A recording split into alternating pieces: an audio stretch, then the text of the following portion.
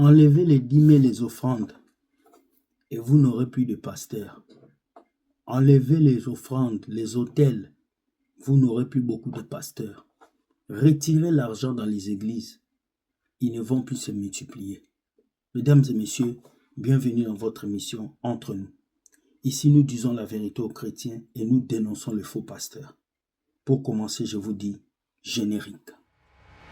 Pengwe pasteur, il lave nos mamans. Pengwe pasteur. Hello, bonjour à tout le monde. Je suis le frère William. Nous sommes heureux chaque matin de vous apporter une vidéo qui vous enseigne, qui vous pousse à avancer et qui vous ramène à la réalité. Car plusieurs chrétiens sont dans les nuages. Ils sont là encore à aller chercher un Dieu qui est déjà en eux. Ils sont là encore en train de tourner alors qu'il y a des loups qui se sont déguisés en pasteurs, qui veulent gagner leur vie derrière vos poches. Je ne peux pas comprendre que toi tu travailles pendant des années, tu économises ton argent et quelqu'un de paresseux, un hypocrite va te dire « sème l'argent pour que je te rends riche ». La première vidéo, c'est un pasteur nigérien. Il a pris l'argent de quelqu'un par erreur. Ce jeune homme devait lui envoyer 100 000 naira. Mais le jeune homme a envoyé 1 million de naira par erreur. Le jeune homme lui a dit « rends-moi mon argent », le pasteur a refusé. Ils ont amené la police dans la maison du pasteur et ils ont arrêté ce pasteur. Regardez cette vidéo et nous revenons. Regardez. Pastor, yes. Please, you remember last time we came here? You remember Cruz family? Yeah, Couple Cruz TV. Yes. I brought them here because of the money I mistakenly transferred into your account. I'm supposed to transfer 100,000 and I mistakenly transferred 1 million naira.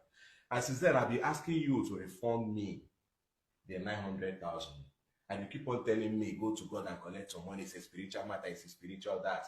Now I brought Couple Cruz. The online have decided and instructed me and even the Couple Cruz that we should take this matter legally. Now, it's not an embarrassment. I have involved the police. I have involved the police, and they are here to do their job. So I'm not here to fight with you. And that's where you got it wrong. Because you took spiritual matters to the hands of the police. Listen, the Bible says, touch not my anointed and do my prophet. I've not touched you. Nobody touched you. You came with armed men to touch me. Pastor. You're joking with God, though. Pastor, please, like I said earlier, we are police officers.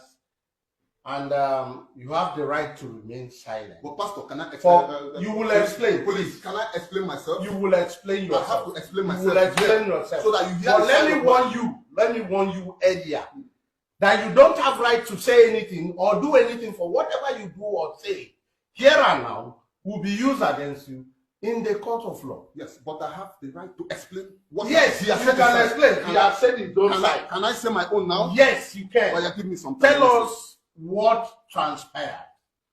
Okay. But the peace of God be upon you. Now listen. This man, he came to my church. He came to my church and we were doing a donation. God touched him. I never touched him. I never forced him. I never compelled anybody seated in the church to give a dime. He stood up with the leading of the Holy Spirit. He came and he donated some money to God. But you know, God is a man that he is not a man, but he searches the heart of every man and knows the content of it. He gave God 100,000, but God knows he has more than 100,000 to give. You see how God moves? Now God came. Did he told you that it was God that asked him to send 100 instead of 10,000 that he wished to send? Officer, this is a spiritual matter. It's a very highly spiritual matter. It's not spiritual, it's physical. He take his decision, and that is why we are here. We are going to put it in writing in our office that God touched him. You will explain exactly how God touched him. With your permission, let me tell you. Go ahead, please. In the first place, I'm not his member. Okay. Somebody invited me. Okay. And because of the project that was going on in the church, I was led in the spirit to transfer, to give them 100,000. And I mistakenly transferred 1 million. He called it a mistake. He called it a mistake. Okay. It was 1 million in transfer, not 100,000. And I was telling him, Pastor, man of God, Pastor? I don't know. I'm just embarrassed. I'm He surprised. called it a mistake. But God did his thing in his own way. Pastor, on a serious note, Yes. he said, in quote, he wished to transfer 100,000. And what he transferred was 1 million. And that's a mistake. And that was a Mistake. The wish of man is not the wish of God. That's what you have to We are Pastor, Mr. Many one the best in wish of God, officer, arrest him for fraudulent act. You have to be careful. I'm a spiritual man. I have powers. I have powers. Your powers has nothing to do powers. with the police. So you have to touch me. You have to touch me. Please, with carefulness. officer, take him out. Touch me anyhow. No. Listen. You have to tell this man. Take that- him Is out. that very spiritual man? Whatever you see after Pastor, whatever you see after go. even in your dream, Holy Spirit, Go out. even in your dream, Pastor, go out. whatever you do to the man of God, you're joking. You're really good. We are moving. Listen, Pastor, I'm not going anywhere. Pastor, The go. Spirit If of you are God ready is to move, if you are ready I'm not ready to move, but the Spirit of God says you move. The Spirit of God has not told you to move. You don't have to move by force, so you are a fake pastor. You're resisting arrest. You don't know what you're doing. Yes. You're working with the things of the Spirit of God. He goes, See, you are resisting arrest from. You are resisting arrest from the power of the Constitution. Bible itself respect the government. Bible says you should respect government. You're not a good pastor. You are not a pastor. You are not a You are pastor. a fraud. You are a fraud. You are not a pastor. I told you I'm going to pick you up. I told you I'm going to pick you up. I told you. Put him inside the vehicle. Enter here. I told you I'm going to pick you up. Put him inside the vehicle. Forget about this thing. Your spirit. Forget about this thing. Enter the vehicle, please. What do you mean by Lord, into your spirit? I told you. Lord, into your spirit. Voilà. Même Jésus avait dit, la Bible a dit, ce sont des serviteurs de ventre et non des serviteurs de Dieu. Beaucoup vont s'habiller en veste et cravate. Je ne sais même pas qui a dit au pasteur, c'est quand vous portez des vestes que vous êtes intéressant. Ils s'habillent en veste, en cravate pour vous prêcher un évangile faux, pour vous mentir, pour que vous leur donnez de l'argent. Alors que cet argent, ils n'investissent même pas ça à l'église. Ils prennent ça pour sortir avec les deuxièmes femmes, pour coucher avec la secrétaire de l'église, pour coucher avec la sœur qui dirige la chorale. Ce sont des vrais bandits, ces voleurs pasteurs. Regardez un pasteur qui vole 1 million de naira à un jeune de l'église. Au lieu de lui rendre l'argent, il refuse. Et les gens disent, tu es un faux pasteur. Il faut respecter le gouvernement. Dans la Bible que vous lisez, Dieu même a dit de respecter l'autorité. Mais vous, le pasteur, vous êtes les premiers qui ne respectez pas l'autorité. Et quand nous, on vient vous parler, vous nous traitez de rebelles. Nous ne sommes pas rebelles. Nous venons juste vous rappeler qui vous êtes, l'escroc que vous êtes, vous, le faux pasteur, parce qu'il y a des vrais pasteurs. Deuxième vidéo. L'église n'est pas pour toi, les pasteurs. Les fidèles ne sont pas tes fidèles. Les gens qui viennent le dimanche à l'église ne sont pas tes fidèles. Dieu t'a confié un troupeau et tu dois prendre soin de ce troupeau. Mais comme toi, tu es égoïste, tu veux manger l'argent de ce troupeau et tu veux le détruire. La Bible dit, le bon berger donne sa vie pour ses brebis. C'est ce que Jésus a dit.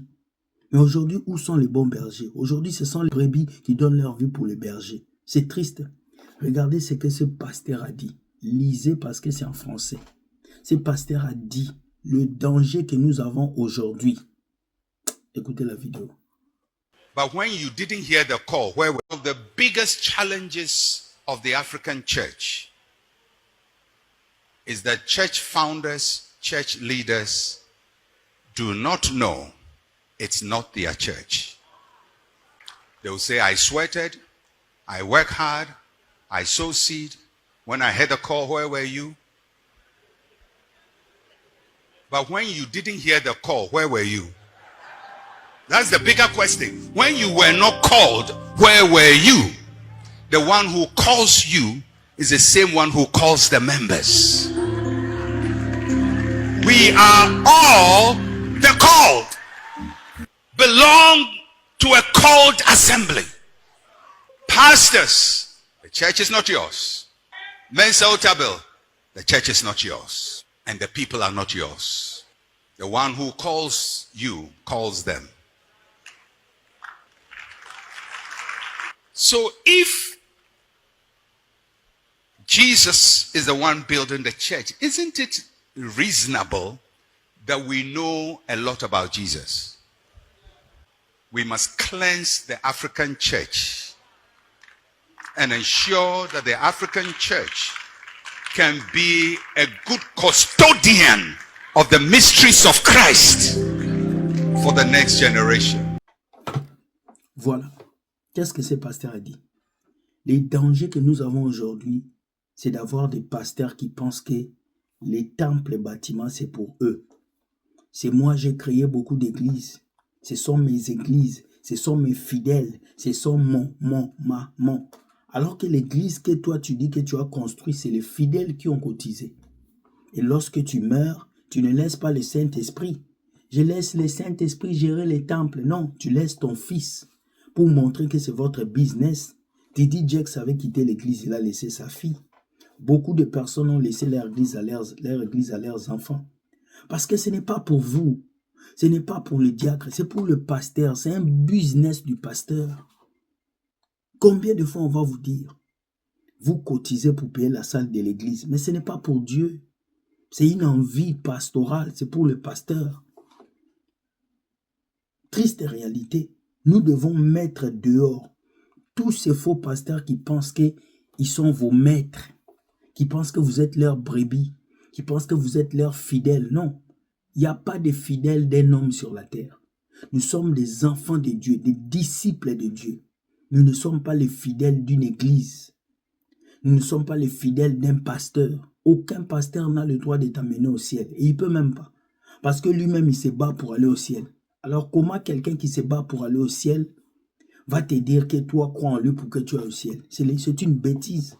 Le même Saint-Esprit qui est dans le pasteur, il est en toi. Ou bien, le Saint-Esprit qui est en toi, il est en plastique. Non. Voilà le message de ce pasteur. En cette année 2025, vous devez quitter toutes les églises des familles. Vous devez quitter toutes les églises où le pasteur est pasteur, sa femme est pastoresse, le fils est prophète. Vous devez quitter toutes ces propriétés privées de ce pasteur et chercher un lieu où Jésus vous a appelé pour la vérité. Parce que si vous ne quittez pas, vous allez souffrir. Vous allez souffrir. Et beaucoup d'entre vous, vous ne voulez pas quitter parce que vous voulez être loyaux envers l'homme de Dieu. Non, on est loyal envers Dieu, pas envers l'homme de Dieu. On est loyal envers la parole de Dieu. Si un pasteur ne marche pas dans la vérité, je quitte son église. Il ne va pas me maudire, il ne va pas détruire ma vie parce que la Bible dit une malédiction sans cause n'a pas d'effet. Alors ouvrez vos yeux les amis et prenez conscience qu'il y a beaucoup de loups dans la bergerie. Dieu ne se trouve pas seulement entre les quatre murs de l'église bâtiment. Dieu se trouve en toi. Quand tu dors, il dort avec toi. Quand tu manges, il mange avec toi. Quand tu cours, il court avec toi. Quand tu parles, il parle avec toi. Ne pense pas que Dieu habite seulement chez le pasteur. Dieu habite aussi en toi. Le problème est que toi, tu ne prends pas conscience. Et maintenant, prends conscience de qui tu es. Et Dieu siégera en toi. Passe une très bonne journée et Dieu gagne toujours. Like, partage et permet à quelqu'un de comprendre cette vérité. Bye bye et ciao.